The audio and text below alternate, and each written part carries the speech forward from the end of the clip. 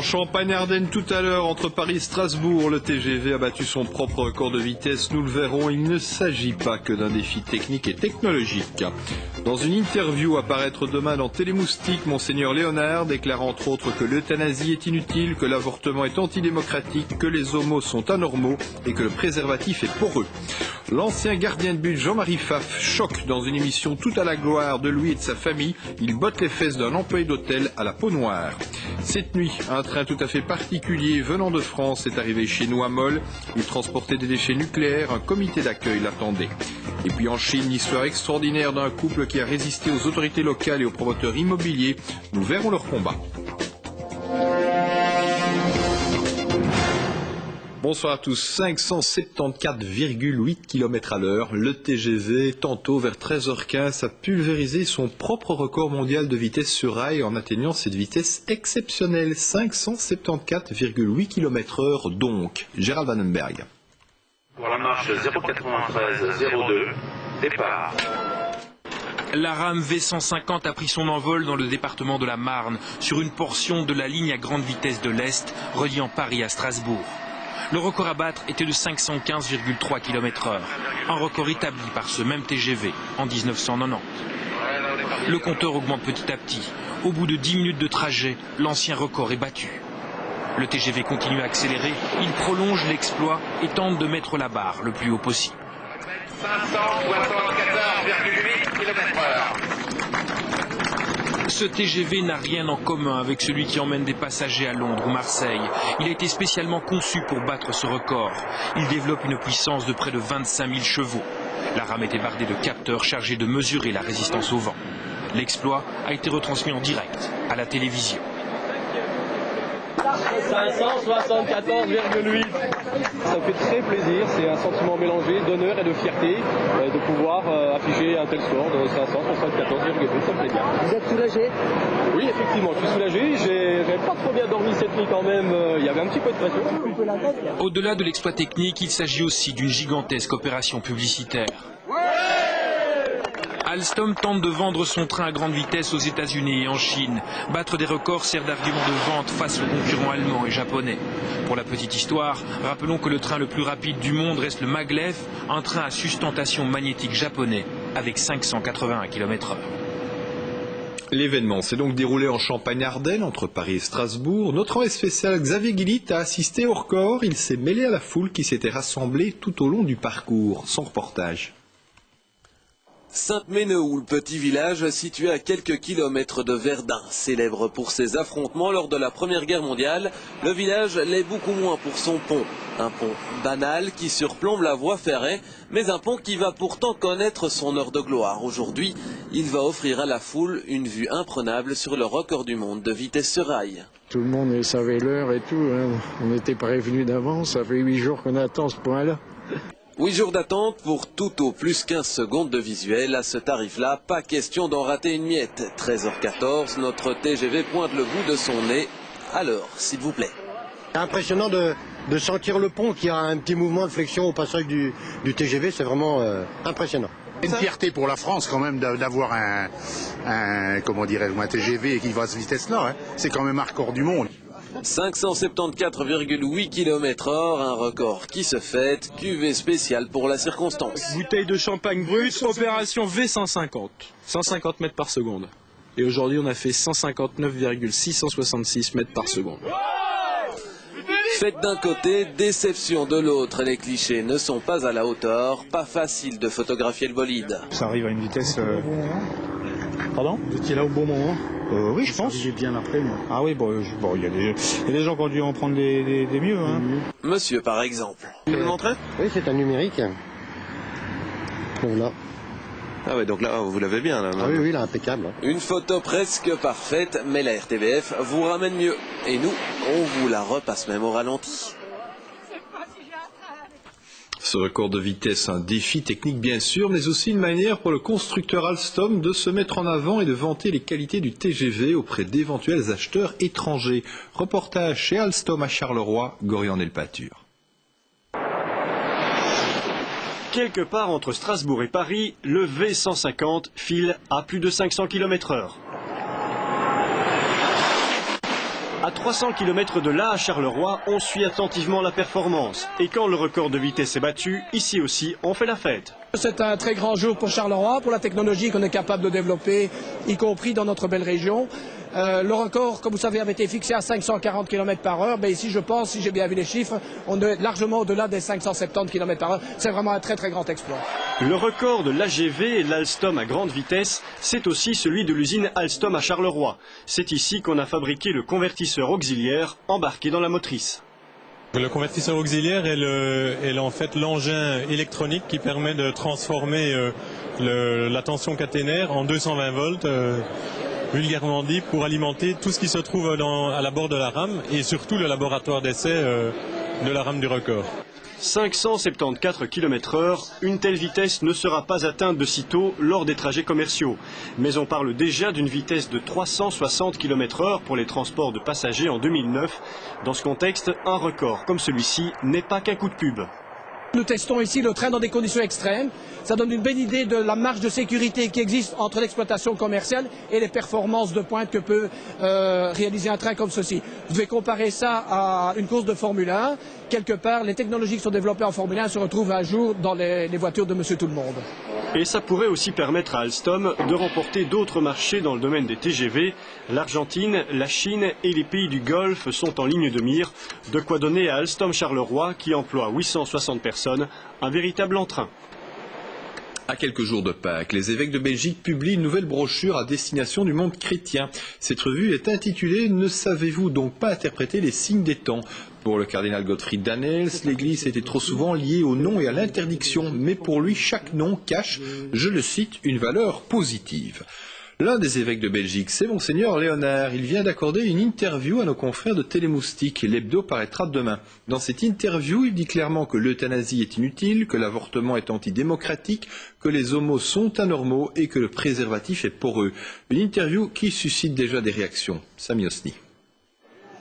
C'est le visage d'une église conservatrice, une église qui prône un ferme retour aux sources, en décochant au passage quelques flèches. Monseigneur Léonard s'oppose à l'euthanasie, aux homosexuels ou à l'avortement. Rien de neuf en soi, mais l'évêque de Namur va plus loin. Le préservatif serait poreux. Une fois sur 10, il ne serait pas fiable. Ça reste une roulette russe. Et recommander cela comme un moyen sûr de préservation, de protection, c'est inciter les gens à un comportement risqué et c'est à long terme favoriser l'épidémie. On pourrait, je pense, poursuivre en justice des gens pour incitation à comportement risqué. L'évêque s'en prend directement à ces associations de prévention sida. Toutes les études au niveau international montrent la réelle efficacité du préservatif dans la lutte contre le sida. Les enquêtes sérieuses, les grandes institutions comme l'Organisation mondiale de la santé considèrent que le préservatif a un rôle primordial dans la lutte contre le sida. Donc les problèmes qui peuvent effectivement se poser, c'est par exemple si le préservatif a été mal utilisé. Le cardinal Daniels venait aujourd'hui présenter une brochure sur l'ouverture de l'église. Préfère éluder cette épineuse question. C'est une question de laboratoire et des usines. Ce n'est pas à moi de déterminer l'étanchéité du préservatif. J'ai suffisamment d'autres problèmes que d'en prendre un problème technique encore en plus. Je ne suis pas fabricant. Voyant que les arguments liés à la Bible ne sont plus entendus, l'Église trouve des arguments dans d'autres domaines ou des arguments pseudo-scientifiques pour justifier une position qui reste aujourd'hui criminelle. Ces déclarations peuvent avoir des conséquences graves. On estime à 5 millions le nombre de personnes contractant la maladie chaque année. La plupart n'étaient pas protégées. Le reportage qui suit à présent suscite aussi la polémique. Nos confrères de la Libre Belgique l'ont révélé. Nouvelle campagne publicitaire pour un annonceur spécialisé dans la location de DVD propose de manière fictive de louer une ou plusieurs femmes. Mais la logique de choquer dans un but commercial pose bien sûr question. Waouh Fayoumi. Vous ne verrez pas ça sur votre télé, ceci est un extrait d'une publicité sur Internet. Un spot pour louer une ou plusieurs femmes.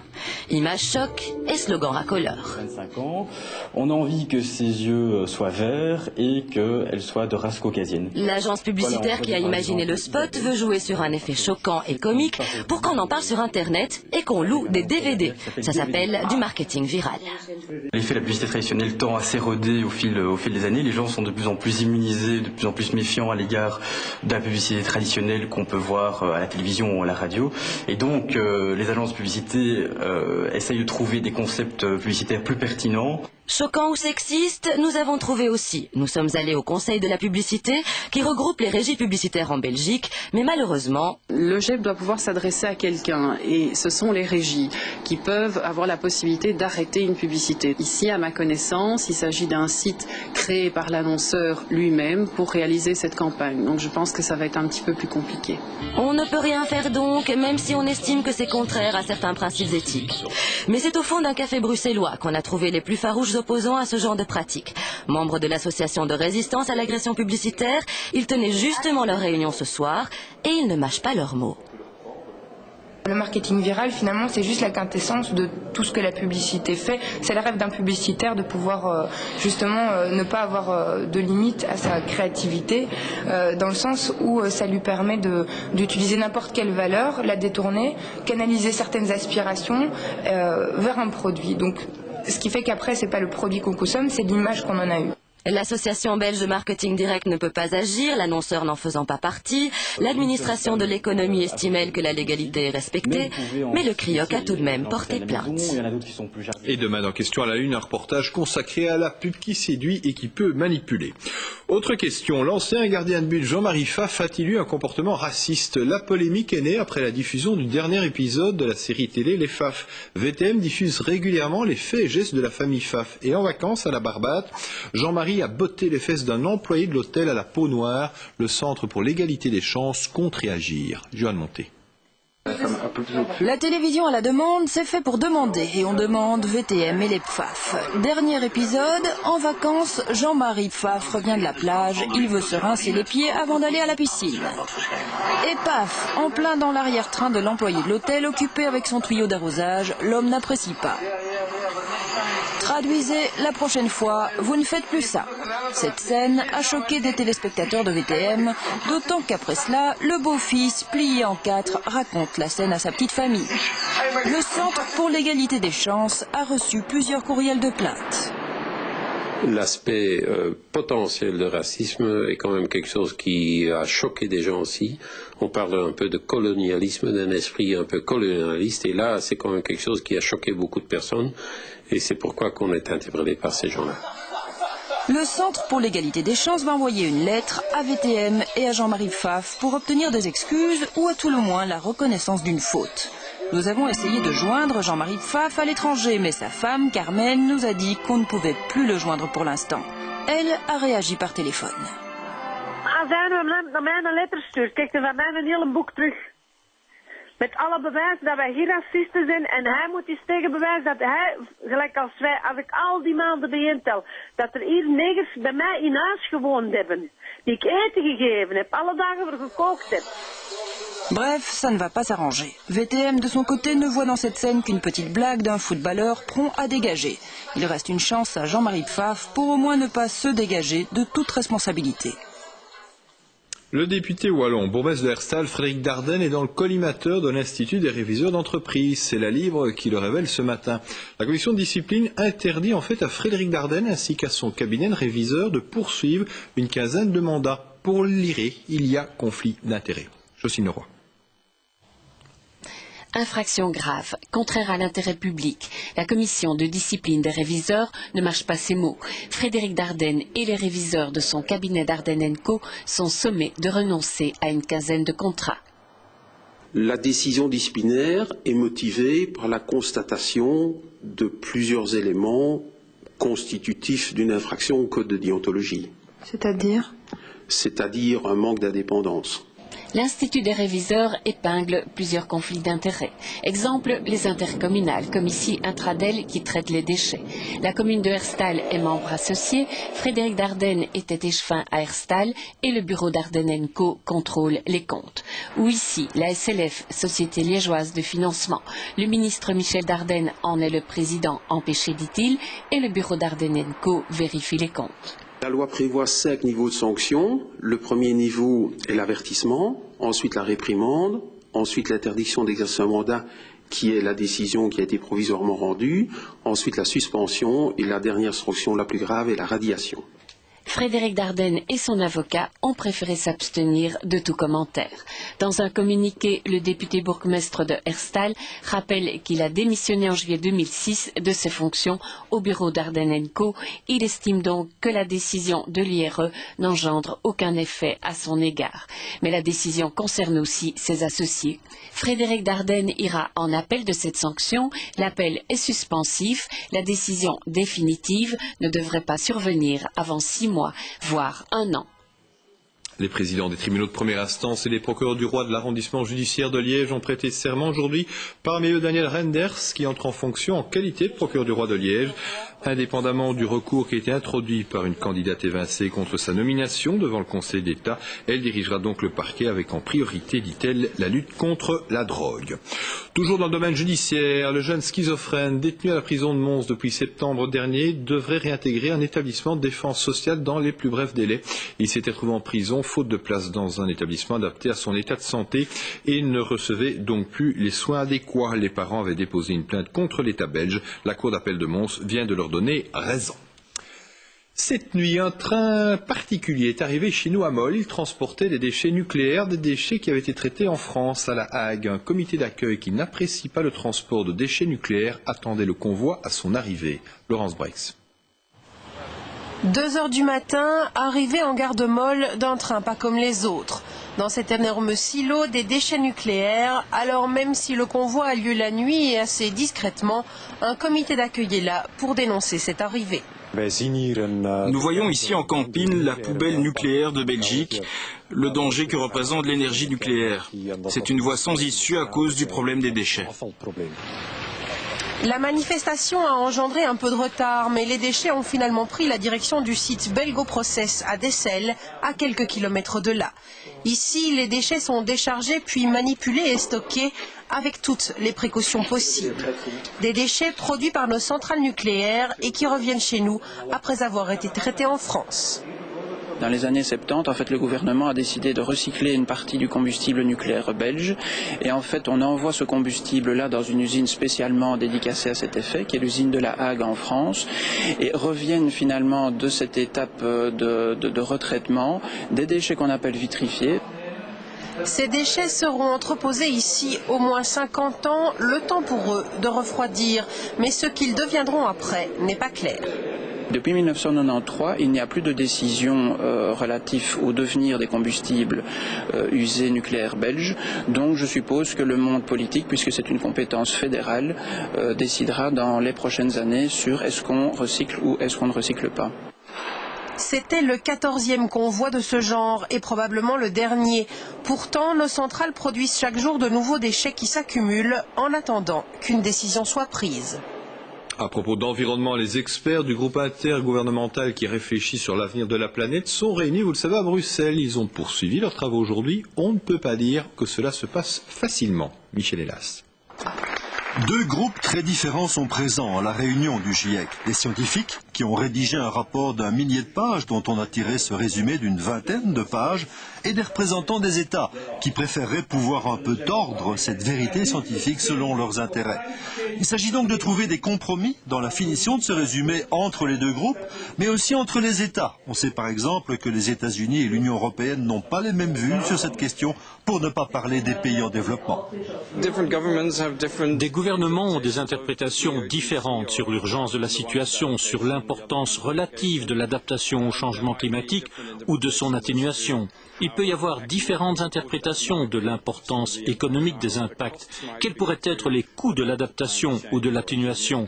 C'est notre responsabilité de s'assurer que dans ces discussions, il y ait une représentation équilibrée de la science. L'Assemblée a jusqu'à jeudi soir pour modifier, préciser ce résumé de 20 pages qui deviendra ensuite la Bible de l'action politique dans le domaine. Cet après-midi, ils en étaient toujours à la page 3.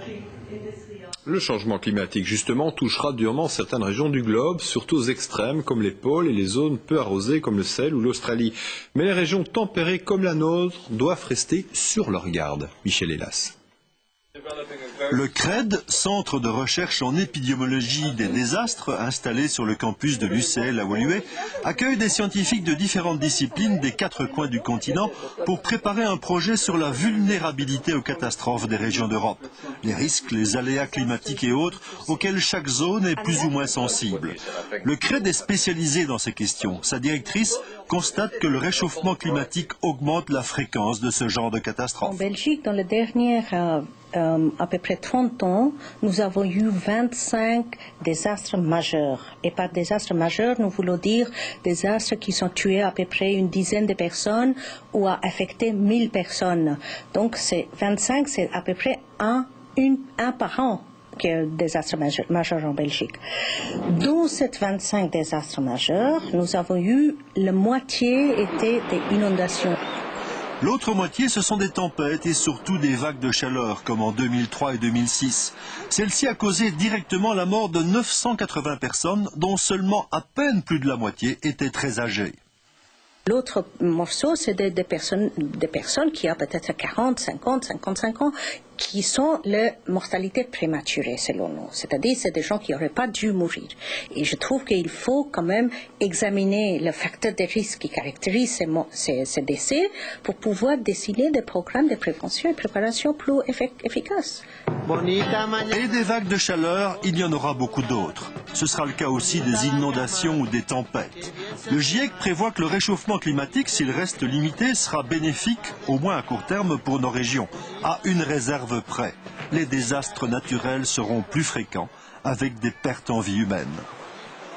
À Saint-Josse, en région bruxelloise, à la suite des affrontements entre Turcs et Kurdes, les responsables communaux essayent toujours de rétablir un meilleur dialogue entre les deux communautés. Vous allez le voir, ce n'est pas facile. Aurélie Didier. Dimanche, tension très vive à Saint-Josse. Ces Kurdes accusent des ultranationalistes turcs proches des Lougris d'avoir bouté le feu à leur maison culturelle. Ici, on a donc pris conscience qu'il fallait rapprocher les deux communautés. Aujourd'hui, une première réunion avec des représentants de la communauté kurde a eu lieu avec le bourgmestre de Saint-Josse. Même si, je le disais, je n'étais pas Kofi Annan et qu'on ne pense pas qu'on va régler à Saint-Josse les problématiques internationales.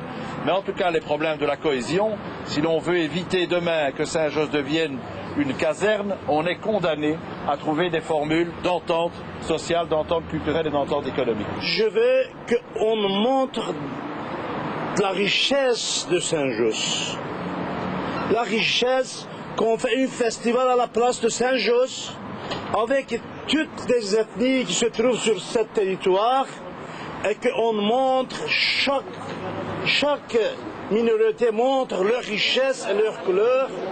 Et il est temps, disent des Kurdes qui ne se sentent pas en sécurité, comme cette dame qui reste anonyme car elle a peur des Turcs. Les dernières choses qui arrivent, on ne se sent pas dans la sécurité à la quartier. Il y a un problème en Turquie aussi. Leurs parents aussi pleurent, nous aussi on pleure. On veut s'arrêter ça.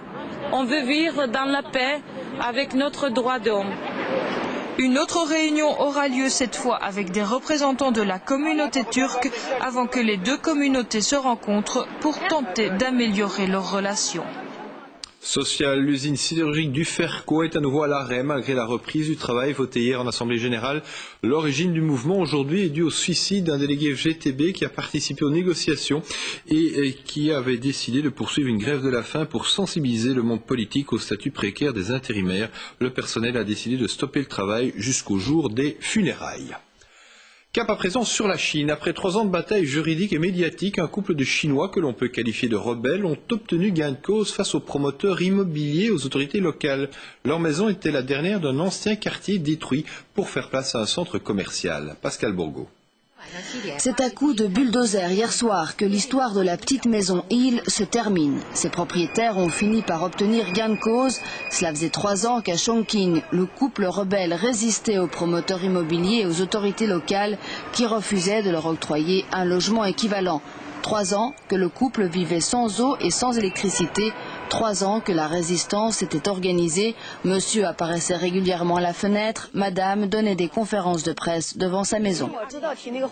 À plusieurs reprises, ma maison a clairement été estimée en dessous du prix du marché. Ce n'est pas juste. Donc je n'ai pas accepté l'argent qu'on m'a proposé. C'est notre droit d'exiger une maison équivalente plutôt que de l'argent. L'affaire médiatisée auprès de la presse locale puis internationale, le couple est rapidement devenu le symbole de tous ces petits propriétaires expropriés et souvent spoliés par les promoteurs de mèches avec les municipalités. Je pense que ce que je fais est juste. C'est la loi. Je ne fais rien de mal. Pas comme ces autorités qui conspirent avec les promoteurs. Par décision de justice, le couple obtient finalement une nouvelle maison au sein du projet immobilier qui doit succéder à leur ancien quartier, plus des dommages et intérêts. La bataille devenait gênante pour le gouvernement communiste chinois qui, il y a quelques semaines, a reconnu pour la première fois le droit à la propriété privée. L'Ukraine est plongée pour l'instant dans une crise politique majeure après la décision du président Viktor Yushchenko de dissoudre le Parlement dominé par ses adversaires pro-russes. Il veut organiser des élections législatives anticipées le 27 mai prochain. La communauté internationale s'inquiète et des manifestations ont déjà lieu dans le centre de Kiev. Michel Hucorne. Le président ukrainien Viktor Yushchenko, le héros de la révolution orange pro-occidentale, vient de jouer un coup de poker en décidant la dissolution du Parlement, dominé depuis les dernières élections par le parti des régions, le mouvement pro-russe du Premier ministre Viktor Yanukovych. Celui-ci a tenté jusqu'à la dernière minute de s'opposer à la dissolution du Parlement, sans succès. La première chose que le président devrait faire, c'est de suspendre le décret de dissolution, ou simplement de ne pas le publier, et ensuite de s'asseoir à la table des négociations. Aujourd'hui, l'Ukraine plonge à nouveau dans une période d'instabilité. Quelques heures à peine après l'annonce d'élections anticipées, des manifestations se sont déroulées dans le centre de Kiev. C'est à nouveau le bras de fer entre pro-occidentaux et partisans d'un rapprochement avec la Russie. Reprenant la tactique de leurs adversaires lors de la Révolution orange, les partisans du Premier ministre pro-russe ont planté ce matin leur tente devant le Parlement, résolus à une lutte au finish. La situation reste cependant calme dans ce pays de 47 millions d'habitants. Le président a assuré qu'il ne ferait pas intervenir les forces de l'ordre. L'inquiétude est beaucoup plus perceptible à l'étranger. La Russie et l'Union européenne ont appelé les Ukrainiens à faire preuve de retenue. Voilà, on le sait, ce n'est pas non plus le grand amour entre George Bush et la présidente démocrate de la Chambre des représentants aux États-Unis, Nancy Pelosi. Celle-ci est en visite en Syrie, ce que n'apprécie pas le président américain. Pascal Bourgault. Troisième personnalité politique aux États-Unis, Nancy Pelosi est arrivée à Damas pour une visite officielle. La présidente démocrate de la Chambre entend ainsi se démarquer totalement de la politique de la Maison-Blanche. Pour régler les tensions régionales, notamment en Irak et au Liban, les démocrates et certains républicains comme James Baker sont plutôt favorables à ce rapprochement avec la Syrie. La démarche de cette leader démocrate est vivement critiquée par le président Bush. Cette visite en Syrie envoie des signaux contradictoires dans la région et vis-à-vis du président Assad. Les photos, les réunions avec le président Assad, il faut penser au gouvernement syrien qu'ils font partie de la communauté internationale.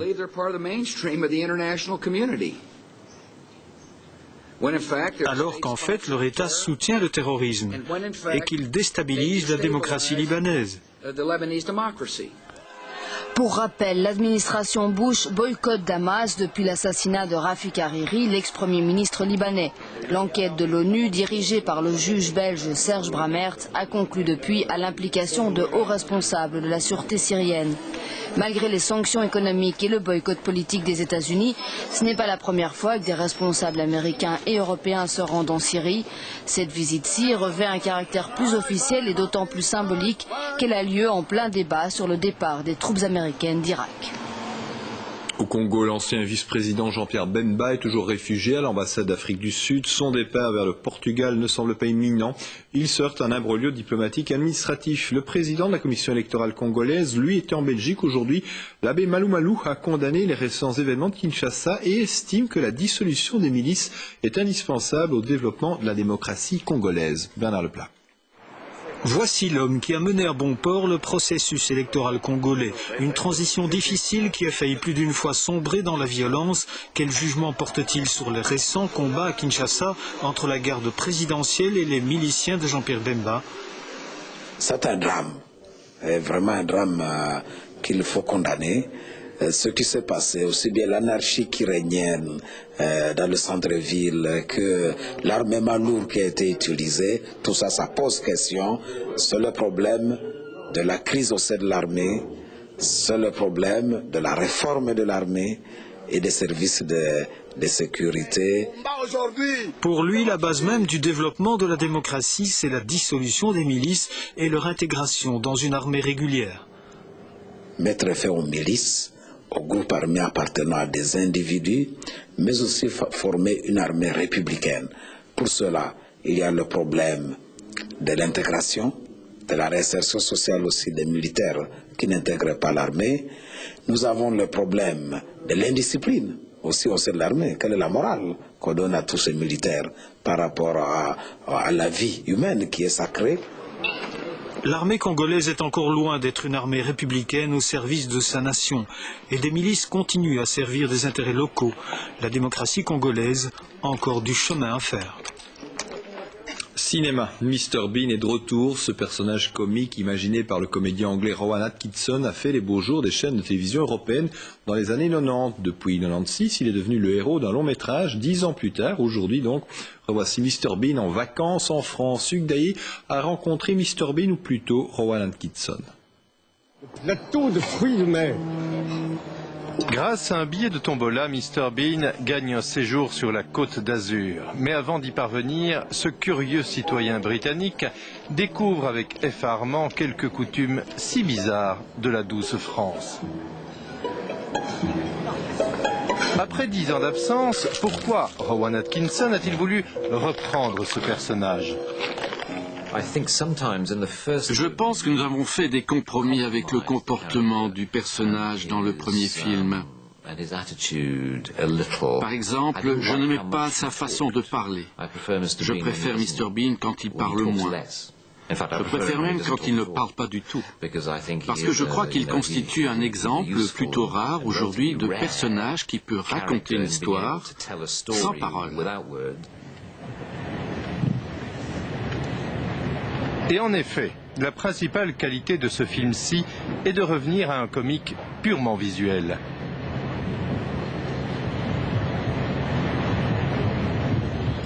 Mr Bean, quand il fonctionne dans un sketch, c'est simple, le spectateur peut se contenter d'apprécier la situation décrite dans le sketch.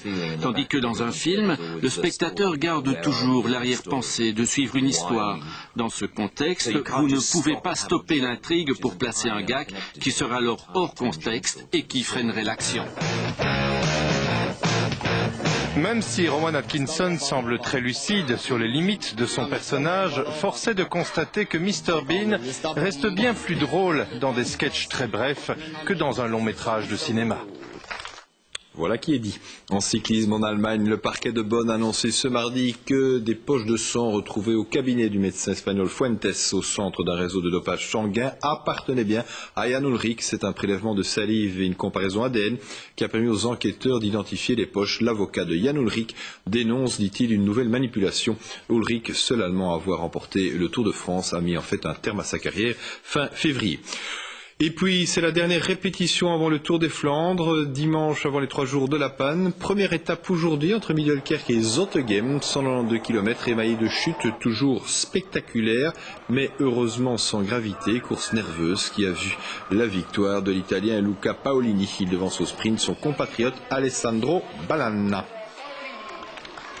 Remise aussi des Laureus Awards, c'était hier, les Oscars du sport, en grande pompe et devant un parterre de personnalités à Barcelone pour la 3e année consécutive. C'est le maître incontesté du tennis, Roger Federer, qui s'est vu décerner le titre de sportif de l'année 2006. Côté féminin, Yelena Isenbayeva, championne olympique du monde de saut à la perche, a devancé 3 joueuses de tennis, dont bien sûr Justine Henin, que vous voyez à l'instant à l'image. Et puis récompense aussi pour la Squadra Azzurra, ça c'est en football, championne du monde de football, élue meilleure équipe 2006. C'est la fin de ce journal. Tout de suite, il n'y a pas pire conducteur avec Jean-Louis Lahaye et Maureen Louis. Très bonne soirée à toutes et à tous et à demain.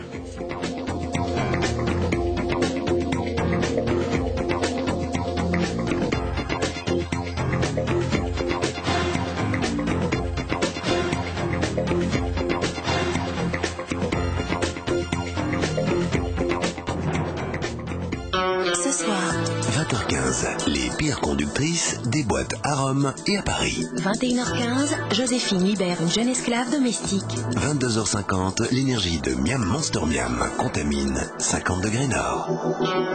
Il n'y a pas pire conducteur. Joséphine, ange gardien, 50 degrés nord. Bonne soirée, Solène.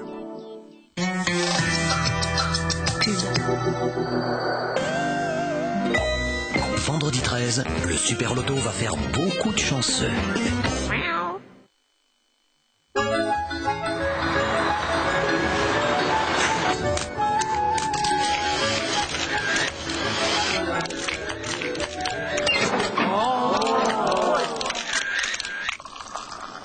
Santé.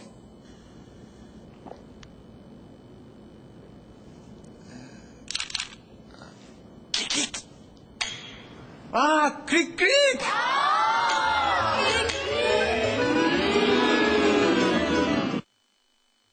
Attention! Soyez prêts à rejoindre Mr Bean pour un voyage que vous n'êtes pas prêt d'oublier. J'ai comme Mr Bombastic, il est fantastique.